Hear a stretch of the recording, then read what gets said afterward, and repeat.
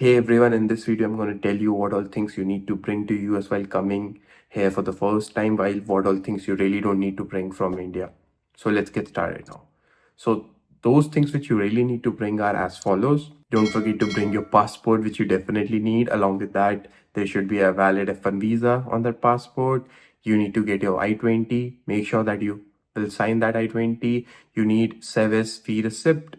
You will need your flight tickets and any travel insurance if you happen to have any. Make sure that you print out your vaccination certificate, such as your COVID vaccine or any other vaccine certificate which you have. Make sure that you're gonna print it and have a hard copy of all your vaccination certificates. Don't forget to bring your university admit letter. Along with that, you will need your transcripts, such as your undergrad transcript, your 10th and 12th board exam marks. So you would need all those documents as well. Basically, don't forget to bring your original mark sheet and degree certificates. And one thing which is really very important to bring is the eyeglasses. If you happen to wear eyeglasses, then make sure that you're gonna get that, and in fact get an extra pair of eyeglasses because it is expensive to buy here. Also make sure that you are gonna print some passport size photos. Have a digital copy of that as well, and bring some hard copies as well.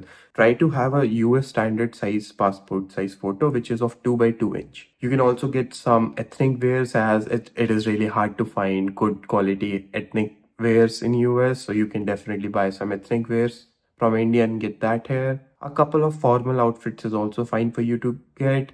You can get some t-shirts, very few t-shirts I would say, few jeans and few basic things which you need for your day-to-day routine. Don't forget to bring Indian masalas, as there are few Indian masalas which you might not be able to find here. Though most of, like 90% of the Indian masalas you will be able to find here in US in Indian stores, but definitely if there are any specific Indian masalas which are homemade, then definitely you can get them. You can even get some homemade pickles. If you really like pickles, then definitely get them. You should also get a small size pressure cooker which could be of 3 liters, but a big size pressure cooker won't be needed for you as a student though. Talking about clothes, actually don't get a lot of clothes because you can easily buy good quality clothes here in US, that too not for that costly price. Just get some basic clothes for your initial days, as you won't be having anything to wear, so you can get some basic clothes for your initial days, but later on you can buy everything from here. Even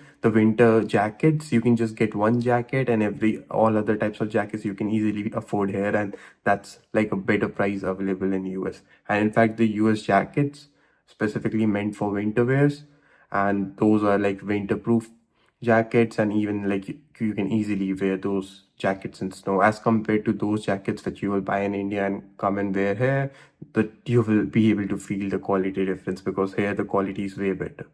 So it's worth it to buy here as compared to buy from India. Also make sure that you're gonna get some basic medicines, specifically those medicines which you happen to eat more when you get sick, which could be paracetamol, some allergies medicines, some cough and cold medicine, some of the antacids. Also make sure that you have a basic first aid kit also with you while coming to US. Don't forget to have your laptop with you, external HHD if you happen to have any, power bank.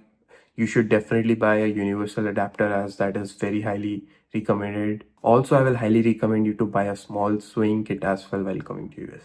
Now let's talk about those things which you really don't need to buy. Don't get too many shoes and too many clothes, because as I said before, you can easily buy good quality shoes, clothes from US, that too at a good price. Don't try to get too many physical copies of books, as most of the students here really read ebooks, or you can easily get most of the books from your libraries in your university. So don't get physical copy of books a lot, that too specifically those are very heavy or bulky. Don't get those books for sure. Don't get bulky utensils or cookware. This was the biggest mistake which I myself did. I got a lot of utensils, but to be honest, if you will come here, you can easily see that the utensils are very cheap here and are of good quality, so no need to get bulky and lot of amount of utensils from India while coming to US. Also, one more thing which I got, and that was a mistake of mine, was that I got a lot of blank notebooks and stationery items from India.